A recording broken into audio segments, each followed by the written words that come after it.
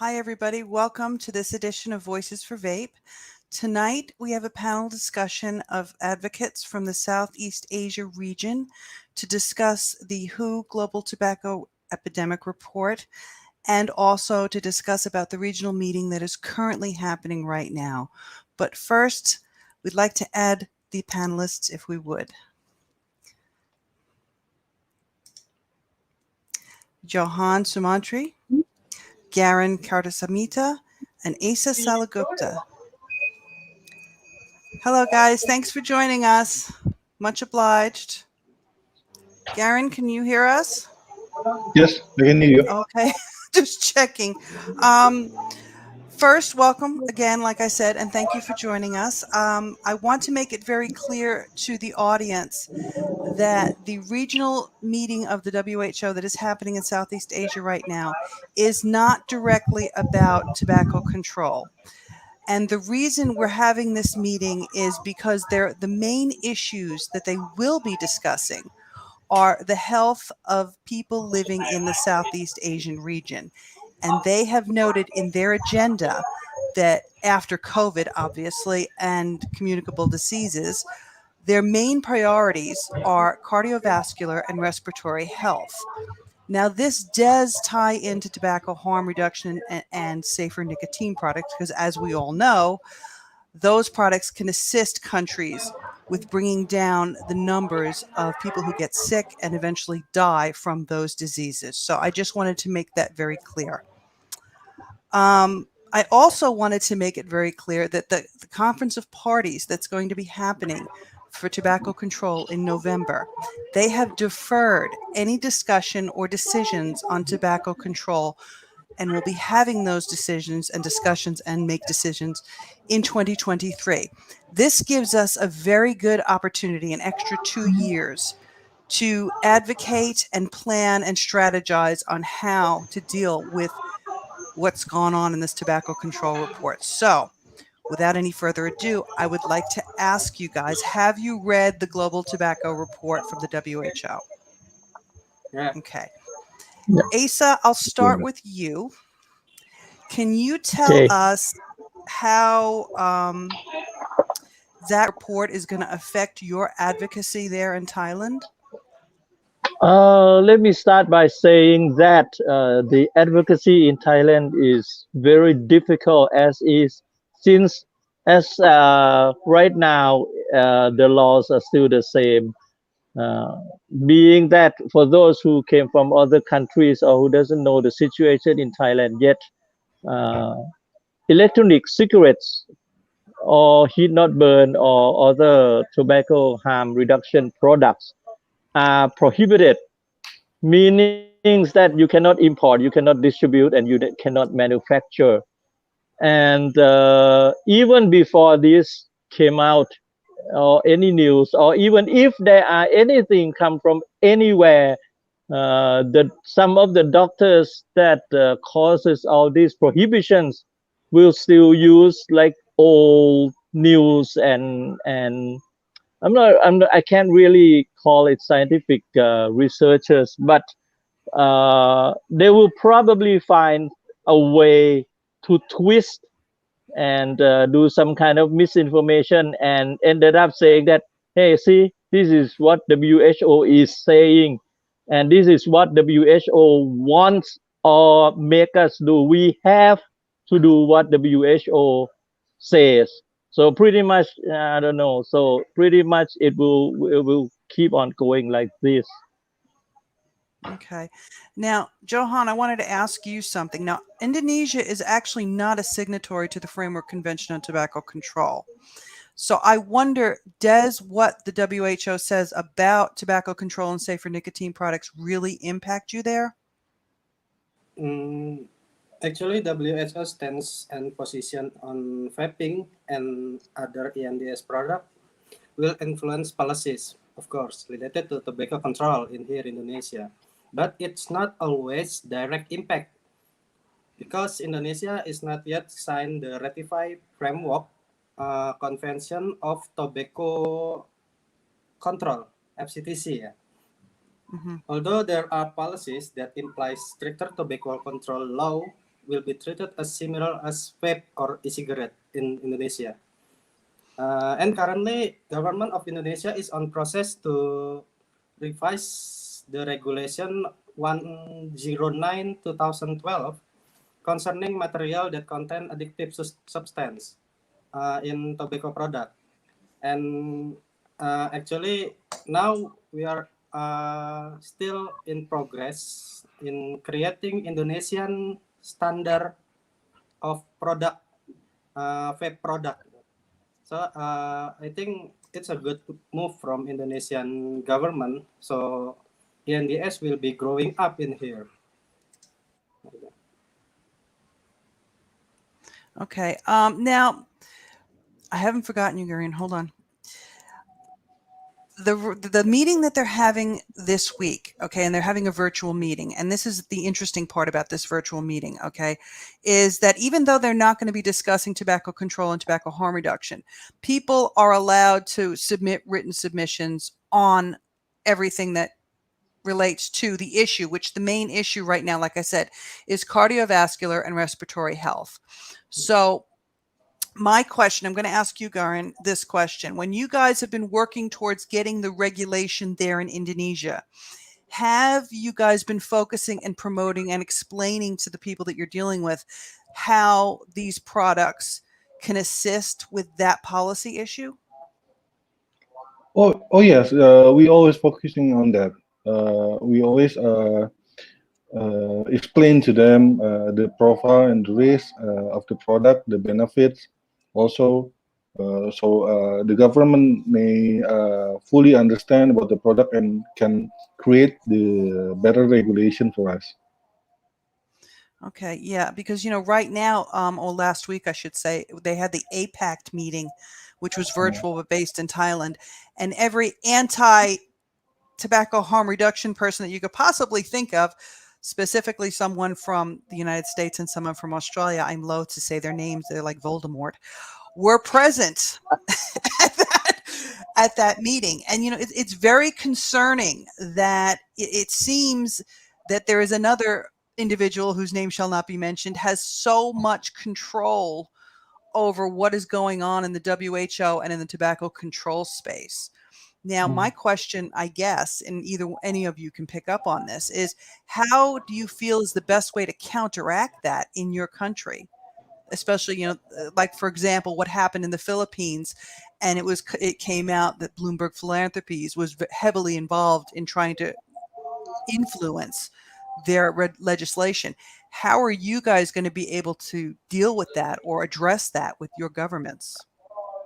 Let me be the one who start to answer that question, since it's happening very nearby here. It's in this country, and we hosted this APAC thingy. I don't even want to call it a seminar or a meeting or anything. But like you said, it's almost like what FCTC had done all along. They're doing everything behind closed door. And one of the big issues, one of the big problems that we have is that they control the major media.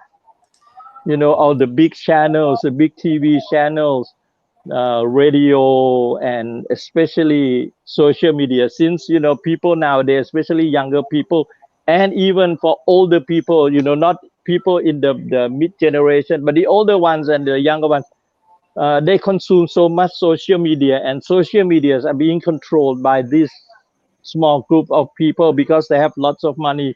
We don't. We are just consumers. We are advocates. We are doing the best that we can, but that's going to be a big uphill battle, which of course we won't quit. It's a relentless work, but it will be difficult. And since you probably have seen some of the slides that slipped out, and it was like a total. I don't even want to say the word it's going to be. So I don't want to cuss here. But all the so-called scientific research, they bring up just one people points of view doing a research on 32 youth, and they call that a research. While we have like thousands of researchers doing work and researchers on millions of people, they won't accept it as long as it's not on par with their agenda. So, but that's not what they're gonna show the people. They're gonna show just the result and saying how bad tobacco harm reduction, which includes electronic cigarette, heat not burn, snus, and everything else that they don't sell. It's bad. I mean, It's harmful. here's the thing. Here's a question for you guys. If Bloomberg, oops, I said his name. I said Voldemort's name. I said, if the WHO was in fact funded by the World Bank as it should be, and the countries that are signatories who should be giving them money, right? All of that money that is actually currently being funneled into the World Health Organization and these other organizations, if that money was utilized, okay, and spent on science and on, you know, the correct data and an objective analysis, do you think, and I'm going to ask you this one, Johan, do you think that the smoking rate in your country would have dropped dramatically if they had accepted tobacco harm reduction? No, Tell me why. because smoking is part of culture in Indonesia. Smoke Okay. already here in maybe about 100 years ago, and every parent sometimes let their children to smoke in younger age. So it is rather difficult in Indonesia. Maybe we need more time to educate the parents and our people and leave the bad culture of smoking. So we need time, and I think the truth will never make them stop smoking. We all know about Yeah. it. Who doesn't know that smoking is bad for you, but they still smoking. Because smoking is culture in here. Yeah, you know, it's funny. I had a discussion with someone, and this is kind of irrelevant, but kind of relevant, with somebody in Malaysia about this. And I had asked about, you know, the whole haram thing about smoking in your body and all of that, because I didn't understand. So I was like, Yeah. please explain this to me.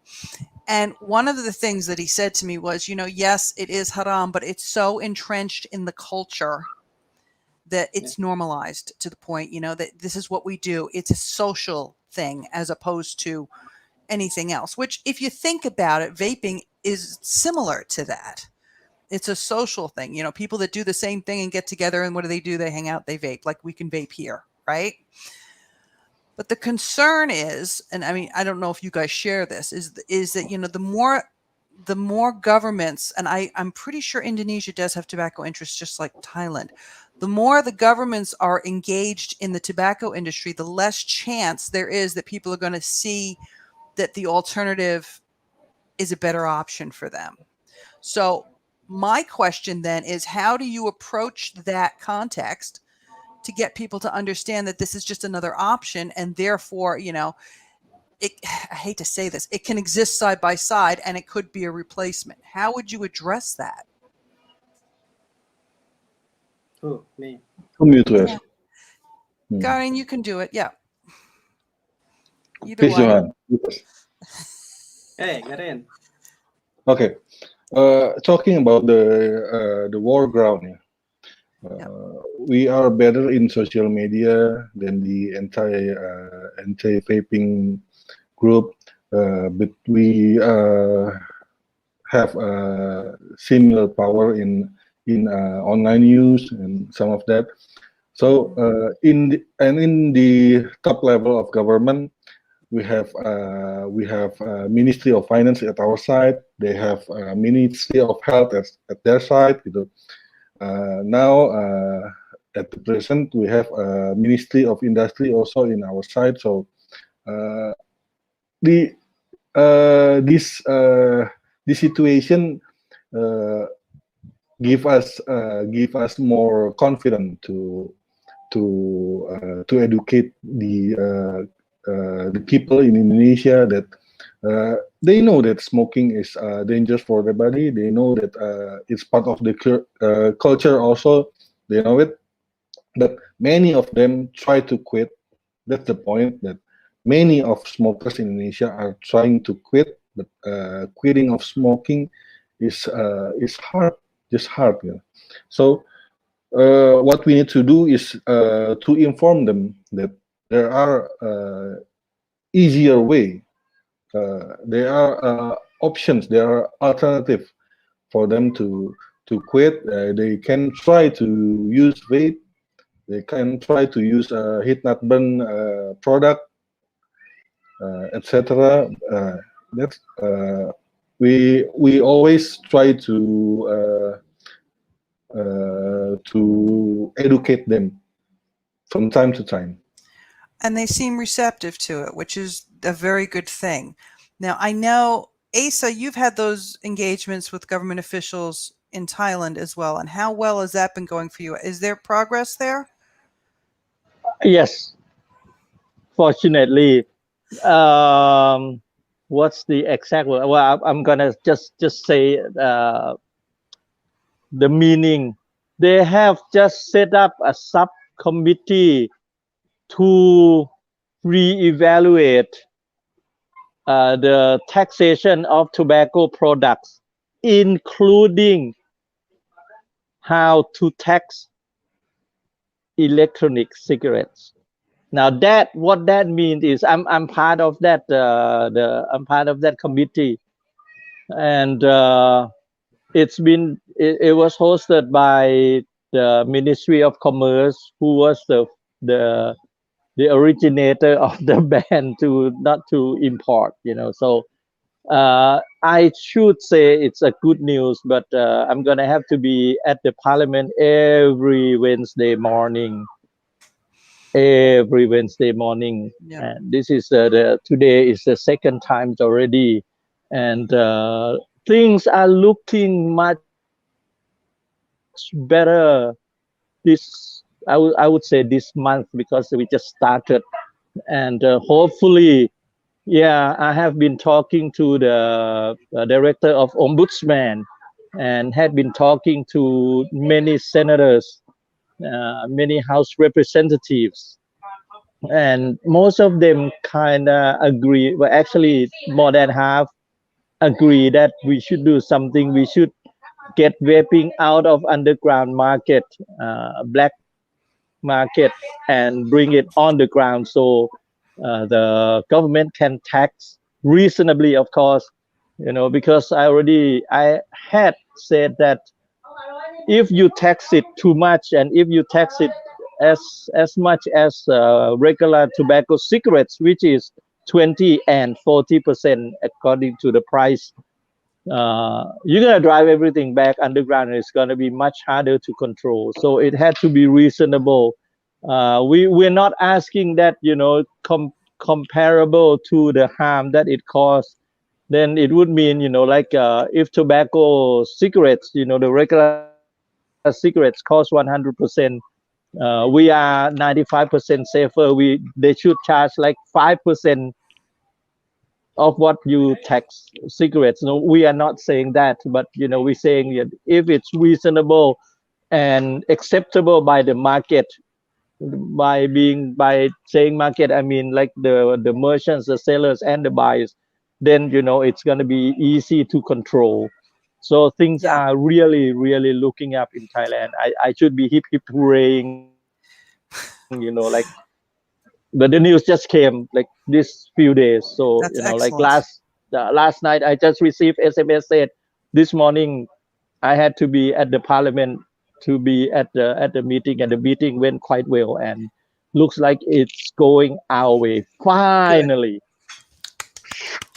Now, speaking of taxation, now that you brought that up, Yeah. yeah, Indonesia has an interesting tax situation. Johan, can you explain that to us? Because I remember something about when it first came in, and now where are you at with that? Yeah, like it or not, tax is one of the instruments that can make us cooperate with government. In Indonesia, they tax us about 57% plus 9.7% for every product. Illiquid product, sorry, just illiquid product. So I think yeah, if you want the government agree, yeah, give the money.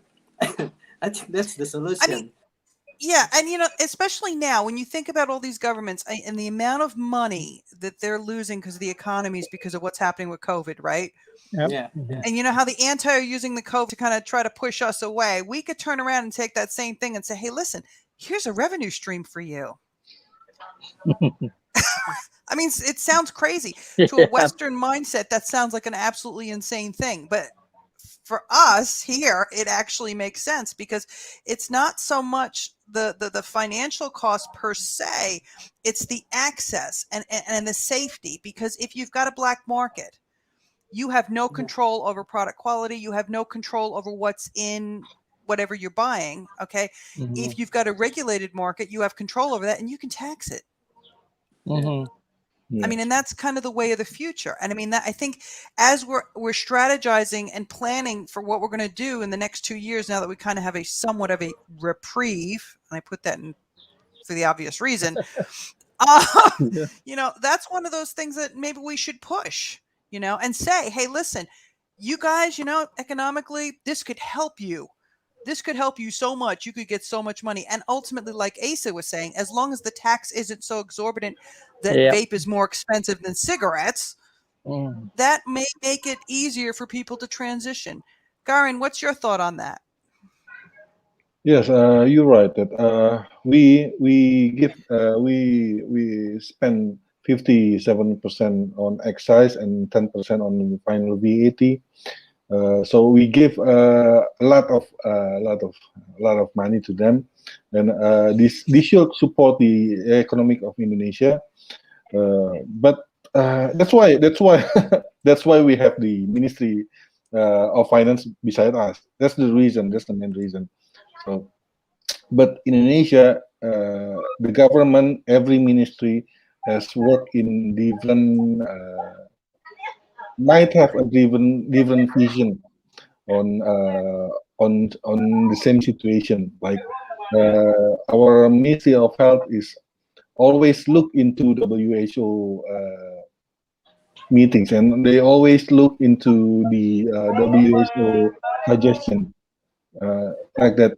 But we always trying to convince them that this is not just for Indonesian economic, but this is also for uh, the future health of our people.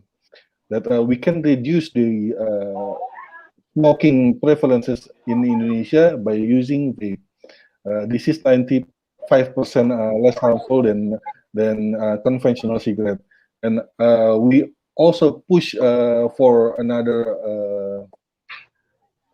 research in Indonesia, in campus, in universities.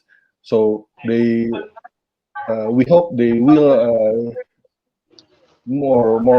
hear us more. Here's a question, and I don't know the answer, so I'm going to ask the question. One of the Ace is used to me, guys. You'll get used to me. One of the things that they push, okay, governments or World Health Organization specifically, is pushing NRTs, nicotine replacement therapies, and quit lines and things like that. What are the availabilities of those things in your countries? I guess, Asa, you start. What is the availability of quit lines and NRTs and whatnot in Thailand? We do have those. We have a quit line 1-600. People can call toll free. I think it's toll free. It should be toll free, and it's a quit line. But also the doctors and the Thai FDA, they sell some of nicotine patches, gums, and a little bit of this and that under their own umbrellas, of course. And let me talk a little bit about the quit line. They said, like, some of the suggestions that like I've never called them myself, but from a reliable source, a very close friend of mine, so it's 100% true and had been confirmed by many other people who call it, is that some of the suggestion they said is like, well, the way it's what they are thinking is quit or die. So the way to quit is step out of your natural habitat. by saying that means that, you know, if you work with colleagues who smoke, then quit working or something like that, or you know, like if so, I mean, that's pretty much what they suggest, you know, because like, you know, my question is that if I smoke every time I eat, with after every meal, then should I quit eating? And all my friends, so should I quit working? And if my family is, should I just divorce my wife because my wife smoke, and every time I see my wife, it reminds me that I should pick up a cigarette? I mean, and then further than that, you know, like they have like they say like, okay, you can meditate, you can pray, you know, go pray, stay, spend a night at a temple and pray, and also, you know, like they suggest you try foot massage. You know, seriously, when I had my foot massage, just when I'm comfortable, the things I really wanted to do was just pick up my vape. I mean, and that's ecstasy for me.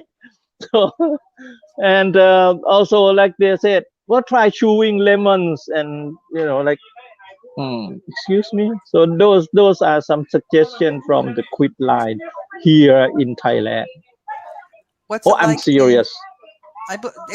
nothing surprises me. I've been doing this far too long. Nothing surprises me. Johan, what is the system like in Indonesia? The system we built to make people stop smoking. Yep. Okay. In AVI, we have several programs, such as we go to villages and give some education. Sometimes we bring a lot of devices um, to educate them. Jadi we tell them this is more delicious than smoking. So we can't talk about health to villagers. We talk about this is cheaper. You can gain saving more money by using vape. You can taste a lot of flavors by using vape. Yeah, some kind like that. We go traveling to villages in Indonesia, and in 2019 we do the biggest thorax test in Indonesia. So we collected about 1,000 vapor. So the association in Indonesia, we joined together to create thorax test for vapor. It's about 1,000 vapor did the thorax test, and the result is very good. Every vapor has a clean thorax, and we broadcast the results to every media and offline meeting, and also goes to the villages. Look at this. This is healthier. Every Yeah. vapor vaping for 5 years or maybe more still have good thorax like that. So how did what is the government what does the government offer people? What you're describing is like a Vape It Forward program, and I've done that, and yeah, it does work. It's amazing. But so this is a two-part question. How does the government feel about you doing that, and what does the government actually offer people? Okay, government. Actually, the government knows about the truth of vaping, but there is only one Ministry of Health. I don't know why they always denial about the result, denial about the journal. They don't care about it. Even we try to talk with them, they close the door. Till today, from the beginning till today, they close the door without telling us why. There is no reason, just vaping, no. Other than the Ministry of Health in Indonesia, every ministry and mostly government okay with vaping.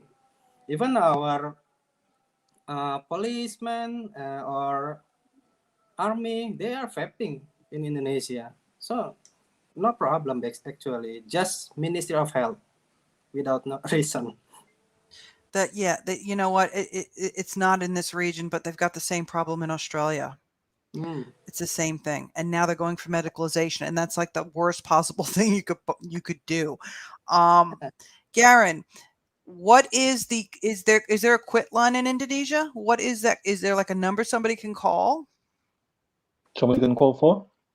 Quit line, like a Oh, to quick line. quit No, no, no, smoking. no. So the thing is, in Indonesia, maybe because it's a culture, maybe it's I don't know what happened to the people, but almost I never seen anybody in Indonesia that come to doctor seek for help to quit smoking. Okay. So yeah, they come to the doctor because they have a heart attack. They come to the doctor because they have lung cancer or any of that kind of disease. But never I've seen people come to doctor to seeking for help to quit smoking. That's why the nicotine pads, the nicotine gum is not very successful in Indonesia. So the main reason for Indonesian people to switch from conventional cigarette to smoking, health is not the main issue in Indonesia. There are economical issue, there are lifestyle issue that be the better part of that. Okay. No, I can see that. Go ahead, Johan. What were you going to say? I think I want to add more information from Garin regarding quit line, smoking quit line. Actually, government already make smoking quit line about 10 or 15 years ago. But like Garen said, almost nobody comes there to ask for how to quit. That's the problem. Yeah, that's a big problem. So let me ask you this. I know, Ace, I'm going to unmute you for now. I know that we had a battle trying in various countries trying to get medical professionals to acknowledge that nicotine wasn't carcinogenic and, nicotine wasn't the problem. Okay. In your country, how now at this stage, how is the medical profession towards nicotine itself? Well, like you said, it's what the big boss, the professor, teacher, doctor, who's the leading voices in tobacco harm reduction. He pretty much like a mafia boss. So whatever he says goes. And if somebody come out and say, he spent lifetime battling cigarettes, and now he's like WHO and FCTC COP that is going to be had been going on. They kind of like changes their focus from attacking tobacco and to attacking nicotine, which I don't understand. And if here in Thailand, if somebody wants to speak about tobacco harm reduction or even speak some, there had been some researchers coming out say, hey, you can find some goods from tobacco leaves, and especially from nicotine, or even the usefulness of PG and VG or ingredients in vaping. They will get scolded on, and this big boss guy will call them up and say, hey, you're gonna lose your doctor license if you keep on doing this. So it's kind of it's really serious, and you cannot speak any benefit at all with anything that is tobacco product. And unfortunately, electronic cigarette had been classified as a tobacco product. So you cannot say that vaping is better, or nicotine. You cannot even say nicotine isn't the enemy. And at the APEC, they even say that we their enemy. We say that nicotine is not the cause of death; is the combustion from regular cigarette that is the cause of death. It's not the they say that it is false that we say that nicotine is the harmfulness of nicotine is equivalent to caffeine. and Yeah. so they said no, it's not true. It the nicotine. So in what they are trying to say, pretty much is saying that nicotine kills people, which is ridiculous. Yeah, we know that's not true. Of course. So getting back, let's get back to the regional meeting and the Southeast Asia regional meeting. Okay. What are the messages? What would you, if you had a chance to sit down with these people, okay, at that regional meeting, what would your message be to them? Johan, I start with you. What would your message be if you could sit down with these WHO people in the Southeast region, Asian region, and say to them, would you, if you were to say, for example, address the cardiovascular respiratory issue that they think is such a, that they're focusing on, what would you actually say to them? You're muted, darling. Johan, you're muted. Ha, sorry. Okay, I will not talking too much to them. I go there, I come and bring all the evidence I have, like thousands of papers doing thorax tests. This is the results, and some of them doing full medical checkup, and this is the results. And also, me, of course, I'm one of the results of vaping. You see, Yeah, you are this is the evidence. proof. This is the evidence. Why talking too much? Yeah, I will talk like that. Yeah, no, I mean, Clive Bates said that, we are the evidence, meaning the consumers. We are the evidence. Garen, what would you do? What would you say? Well, vaping is not the only solution to the problem, but it is the most effective solution currently available. So, regulations must embrace and reflect this in order to ensure that vapers do not return to conventional tobacco, a product that is known to kill 1 in every 2 users. So, that's all I can say to them. Yeah. Make them think that this is really important. The wrong statement from them might add a value of killing another people.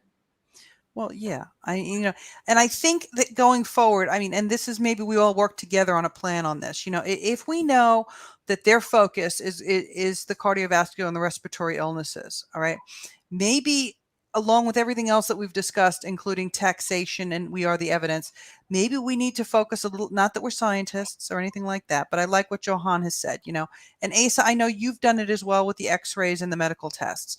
Maybe that's something that we all need to kind of focus on and say, okay, you guys are so worried about this, and here's us, and this is what this has done for us and helped us. So what is your justification for your negativity towards this? I mean, I think, because if we go in, the thing is, one of the things I've noticed is that when we go in there and we say to them, listen, this is great, like Asa was saying, oh, nicotine is in a carton. These people that are against us see us as the enemy. They live in fear because, their relevance goes right out the window. These products have come in and completely rocked their world not in a good way. Okay. And of course, because they're in fear, they want to get rid of it. Human reaction. But what if we were to turn around and say, okay, guys, listen, here's the thing. You guys have to deal with this issue. These can help this issue. So we give them the solid evidence that addresses the issues that they say they care about. And then if they turn around and say, well, no, but the evidence is there, A, it discredits them, which, they're discrediting us. So why can't we discredit them? And B, it also shows the general public that, hey, wait a minute, you're not actually being told the truth. Because one of the things that we've got to think about going forward here is because of the way that the WHO has been corrupted by funding and so on, okay, it's going to be very hard to get people to listen to us because the experts say that this is bad. Well, we're going to have to kind of show that maybe they're not the experts and that it has nothing to do with the science and it has everything to do with vested interests. Let's put it that way. Asa shaking his head and going like this. So I'm going to go to Asa now. Asa, unmute and speak, please. Yep, definitely. But it's going to be tough. But yeah, we're going to have to. One of the things is we are going to take down their throne and their ivory castle. so to speak. And we have a lot of proofs saying that what they had been trying to do, trying to say.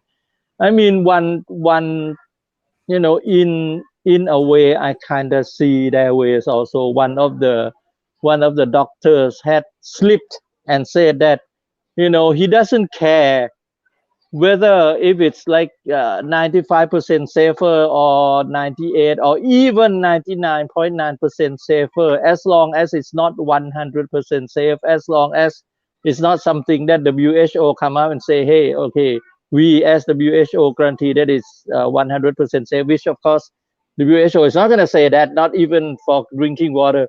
They say that they don't want to risk being blamed by opening the market for new harmful products, right? But what we are trying to say is that, hey, listen, we are doing a comparison, all right?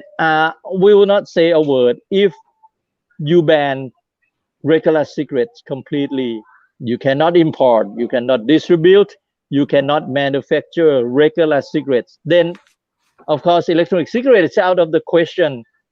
But Yeah. as long as there are more harmful products, plus vaping in Thailand has existed ever since, like over 10 years. Me, myself, I've vaped over 10 years. And there are estimated, at least from my estimation, is at least 1 million vapors already existed. So why not use some scientific results and say, how can we trust you if you don't use true scientific research? You are using not scientific, you're not using science, but you are using a seance and spirits, call on the spirits around you and dream up something. Well, So I mean, we have.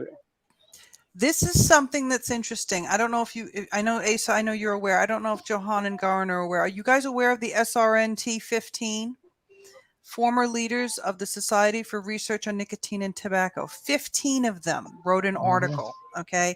And in this article, and these are people, and a lot of these people were very anti, e-cigarette back in the beginning, and they've come around. Okay, I'm going to read the quote from the article, and this is something we can use with them because a lot of these people were also WHO involved. Okay, they wrote, because evidence indicates that e-cigarette use can increase the odds of quitting smoking, many scientists, including this essay's authors, encourage the health community, media, and policymakers to more carefully weigh vaping's potential to reduce adult smoking attributable mortality.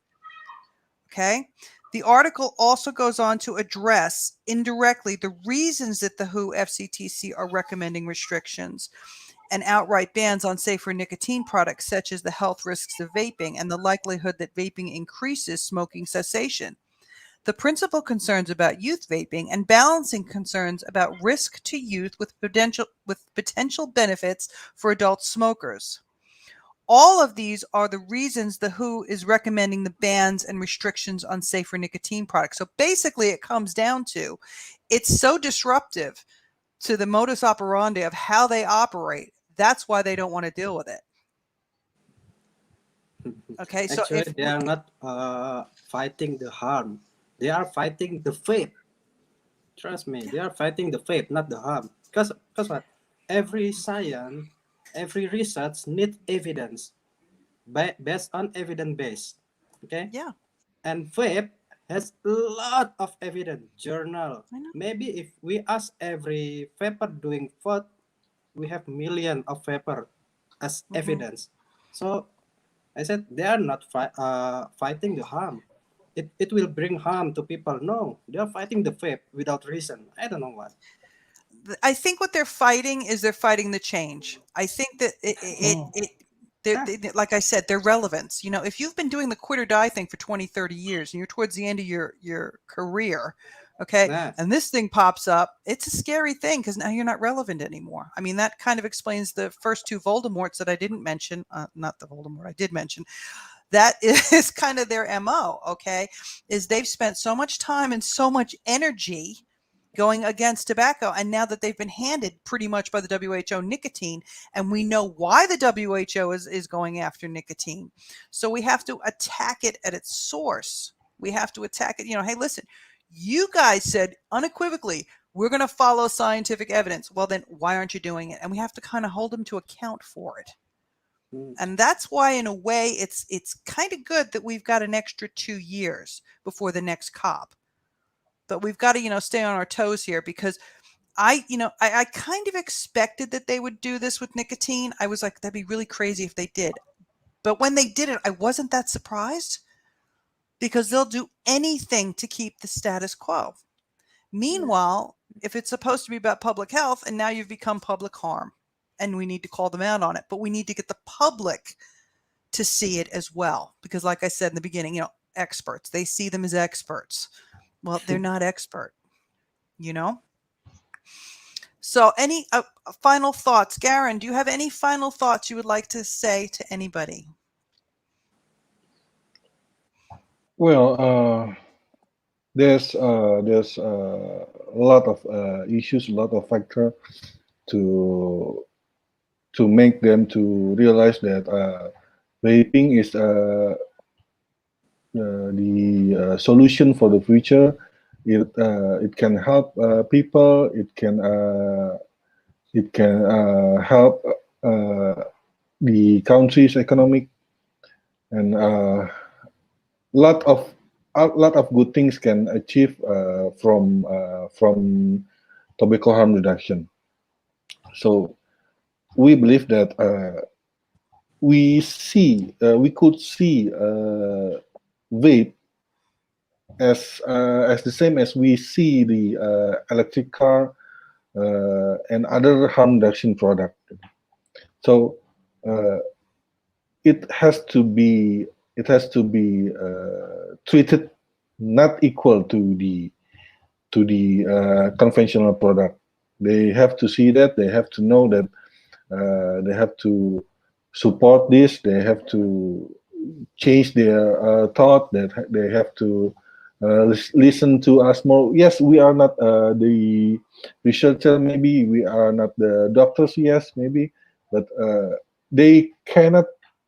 They still can't reduce the smokers in every country. They need help to decrease the smokers in every country. Then we are here to help them. We are here to give a solution. We are not the enemy. We are the solution.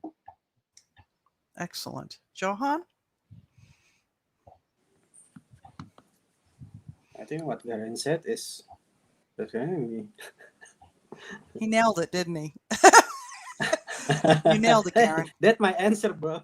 You nailed it. Asa? Yeah, pretty much that. And I just want to shout out, don't give up. If we believe that what we are doing is for the good of, for the sake and the good of ourselves, to enhance our health, our own health first, we have to look out for ourselves first and most of all. But then also, if we believe that what we are doing is for the cause of other people, for the good of the public, then don't just give up. Things may be difficult at time, and things may be hard. It seems like I had thought of giving up many a times. Nancy knows that full well. It was so disheartening, and I was like, I'm too tired to go on. But finally, with friends and the thought that what good we could do, because it had been said, especially even earlier in this program, that we ourselves are the proof of the tobacco harm reduction that vaping brings. And you guys probably already know that I had smoked for almost 40 years, and finally I quit because of vaping, and my health is much better. And I might be dead by now if I still keep on smoking. So One thing is we had proven, and Nancy had mentioned that we did some X-ray. I did it to myself and our friends of ECSTs. About 20 something, about 20 to 30 people went and do some chest X-ray, and it all of us looks great. It's amazing.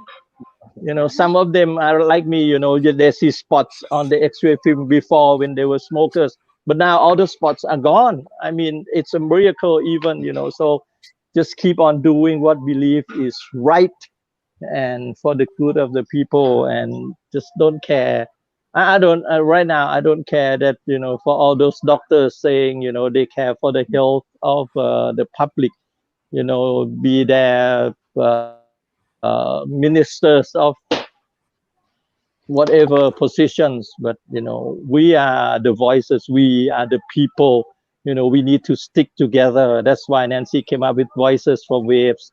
We, especially vapers, we had fought. This is a long battle, but we are slowly, but we are getting there. Finally people will listen. We need to call on our friends, our fellow vapers, to come out and not just you cannot say that, oh, my voice, only one voice doesn't matter. No, it does matter. So I'm calling out for vapers all over the world. Whoever you are, wherever you are, we need to stick together, because what we are doing is for the good of the whole wide world. That's pretty much what I have to say. I agree. I mean, and you guys all covered it. And the other thing that I wanted to add to this is that, sometimes it seems like we're making one step forward and 3 steps back. Okay. And it happens to all of us. Okay. You get frustrated, you get, depressed about it because you feel like you're not getting anywhere. But the reality of it is, I mean, looking at it, in the long game from where we started, and where we're at now, it's a slow incremental, we're getting there. It's, it's the long game, like they say. It's a marathon and not a dash, right? And as long as we keep chipping away at it, we're getting somewhere. And we are, I mean, like I said, the SNRT 15, I mean, hello, nobody ever expected that. And, people like, Clive Bates, who is involved with WHO, and Robert Beaglehole in New Zealand, who is also involved in WHO, and his wife, Ruth Benita. All these people are calling out their former employer for, what are you doing? This isn't public health. So we just got to keep doing what we do. And what we do best is promote that, hey, we're the evidence, and share what we know. I mean, I did it when it was illegal in New Zealand. I didn't care. Like Asa was saying, I will do the morally right thing over the legally right thing, because it's the morally right thing to do. Okay. And that's a dangerous place to go. And I'm not advocating anybody breaking any laws. I'm not saying that. But what I am saying is, if you have the opportunity to help someone, then that's what you should do. And we should do it with ourselves as well as advocates. We're all here for each other. So thank you guys. Much obliged. Very happy that you came and joined us. We should do this again, I think. Definitely. What do you say? Thank you, Okay. Nancy. Okay. For sure. Thank you, guys. Thanks. Thanks, Asa. All right. Thanks, Karen. Thank you. Thanks, Johan. Bye bye. Bye. Bye, สวัสดี guys. ครับ สวัสดีครับ Bye, everybody.